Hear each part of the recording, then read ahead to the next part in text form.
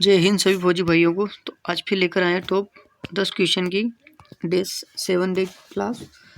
तो आज फिर अपने लक्ष्य कोचिंग क्लासेस यूट्यूब चैनल को लाइक और सब्सक्राइब करें।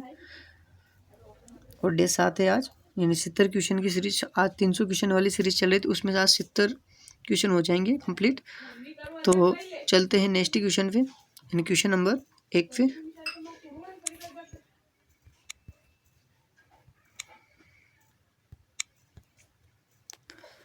अल्ट्रासोनोग्राफी में प्रयुक्त तरंग की आवृत्ति है। जो अल्ट्रासोनोग्राफी जो आपको चित्र में दिख रहा होगा कि ये जो सोनोग्राफी हो रही है ना, इसमें कौन सी तरंगे की आवृत्ति हुई है। तो कौन सी तरंगे कितनी हर्ट्ज होती हैं, क्या होता है, उस तरंगों के बारे में बात हो रही है। तो ऑप्शन है 20 हर्ट्ज, ऑप्शन 20 हर्ट्ज से कम, 20 हर्ट्ज से 20,000 हर्ट्ज तक, या 20,000 हर्ट्ज से अधिक। तो इसका करेक्ट आंसर होगा ऑप्शन डी, ऑप्शन डी।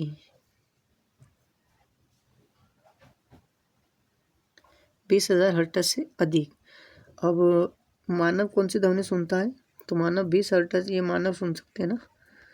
मानव के द्वारा कौन सी ध्वनि सुनते हैं, तो ये 20 हर्ट्ज वाली ध्वनि सुनते हैं। थोड़ा सा पेन का कलर चेंज करेंगे।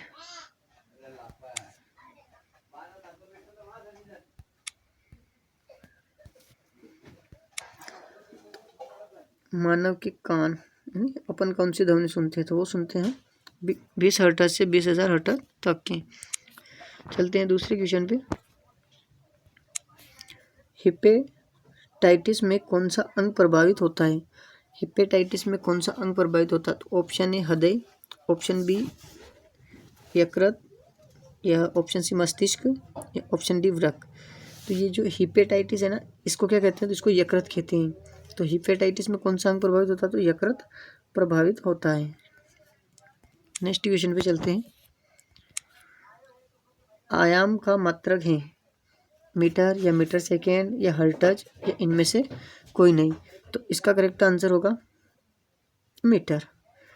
अब हर्ट्ज किसका होता है, आवृत्ति का मात्रक क्या होता है, हर्ट्ज। तो इसका आवृत्ति का मात्रक हर्ट्ज। तो इसका करेक्ट आंसर होगा ऑप्शन ए।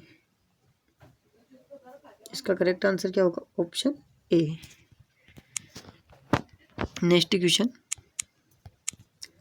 मानव नेत्र में जो जिस भाग पर किसी वस्तु का प्रतिबिंब बनाते हैं वह है।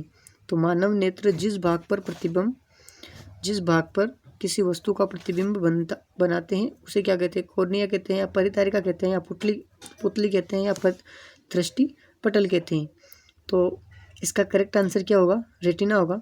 अब देखो, अगर इसमें ऑप्शन में रेटिना तो है ही नहीं, तो इसमें नाम दे रखा देखो दृष्टि पटल। तो इसका करेक्ट आंसर क्या हो जाएगा, ऑप्शन डी, दृष्टि पटल। अब कार्निया क्या होता है, जो दान किया जाता है ना, आँख का कौन सा भाग दान किया जाता है, तो उस कार्निया को दान किया जाता है। तो इसका अगर प्रश्न पूछता है कि आँख का ऐसा कौन सा भाग है जिसमें रक्त नहीं होता है, तो वो होता है कार्निया। और आँख का कौन सा भाग है जो दान किया जाता है, तो वो है कार्निया। ठीक है, ये दोनों प्रश्न होते हैं इसके। नेक्स्ट क्वेश्चन पे चलते हैं, क्वेश्चन नंबर 5। किसी वस्तु पर विपरीत बल लग रहा है तो किया गया कार्य होगा, धनात्मक होगा, या ऋणात्मक होगा, या शून्य होगा, या अनंत होगा। तो किसी वस्तु पर विपरीत बल लग रहा है तो किया गया कार्य ऋणात्मक होगा। तो इसका करेक्ट आंसर ऑप्शन बी हो जाएगा। विद्युत धारा उत्पन्न करने की युक्ति को क्या कहते हैं, जो विद्युत धारा उत्पन्न करते हैं ना, उस युक्ति को क्या कहते हैं। तो ऑप्शन ए जनित्र कहते हैं, गैल्वेनोमीटर कहते हैं, या एमीटर कहते हैं, या मोटर कहते हैं। अब देखो, ये चित्र में जो आपको दिख रहा है ना, ये क्या है, ये जनरेटर है। अब जनरेटर सबने देखा होगा, शादी ब्याह में लगते हैं ना, इनसे लाइट उत्पन्न होती है। ठीक है, ये तो इसका आंसर होगा ऑप्शन ए, जनित्र या जनरेटर। ये क्या करता है कि यांत्रिक ऊर्जा को विद्युत ऊर्जा में परिवर्तित करता है। ठीक है, यांत्रिक ऊर्जा को किस में परिवर्तित करता है, तो यांत्रिक ऊर्जा को विद्युत ऊर्जा में परिवर्तित करता है। और ये ऑप्शन डी है ना, मोटर विद्युत ऊर्जा को यांत्रिक ऊर्जा में परिवर्तित करती है। ठीक है, तो मोटर विद्युत ऊर्जा को यांत्रिक ऊर्जा में परिवर्तन कौन करता है? तो मोटर करती है। और जनरेटर क्या करता है? तो यांत्रिक ऊर्जा को विद्युत ऊर्जा में परिवर्तन कौन करता है? तो जनरेटर करता है। अमोनिया का अणुभार होता है, अमोनिया होता है उसका अणुभार कितना होता है? 12 होता है या 18 होता है या 17 या 20? तो अमोनिया का अणुभार 17 होता है। इसका करेक्ट आंसर 17। अमोनिया का सूत्र पूछ ले तो क्या लिखोगे? NH3। ठीक है, नेक्स्ट क्वेश्चन पे चलते हैं। देखो इसका सूत्र कैसे, n कितने पे? 14 पे प्लस 1 इंटू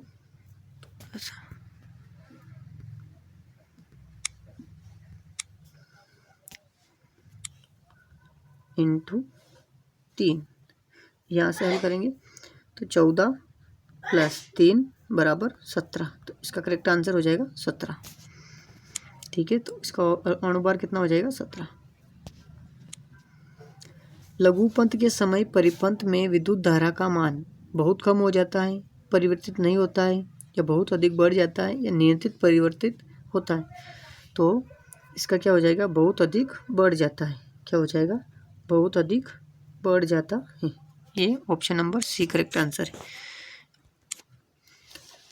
सोनेरिटी का सर्वाधिक गुण किस में पाया? अभी सोनेरिटी किसे कहते हैं? ध्वनि। ठीक है, ध्वनि का सर्वाधिक गुण किस में पाया जाता है?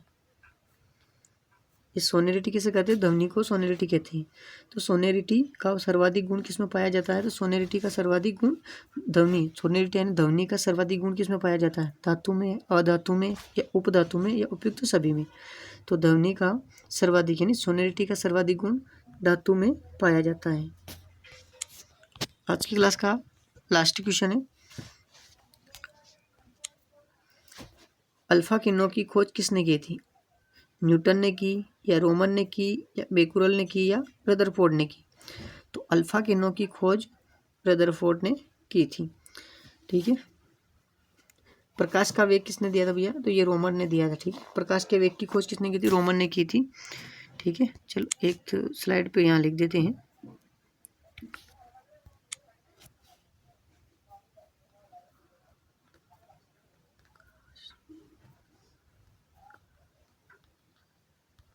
प्रकाश के वेग की खोज। ठीक है, प्रकाश के वेग की खोज।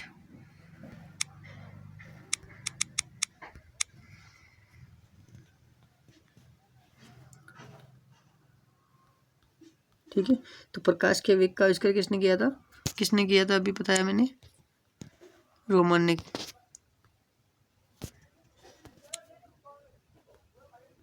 रोमर। ठीक है, और इसने क्या किया था? Becquerel madam. ठीक है, तो इसने रेडियो एक्टिविटी की खोज किसने की थी? तो ये बेकुरल ने की थी। तो आज की क्लास बतानी आपको कैसी लगी? तो आज की क्लास ख़त्म। तो नेक्स्ट डे कल मिलेंगे आपसे। तो आपको हमारे यूट्यूब चैनल लक्ष्य कोचिंग क्लासेस यूट्यूब चैनल को लाइक और सब्सक्राइब करना है, और अपने दोस्तों को शेयर करना है। जय हिंद।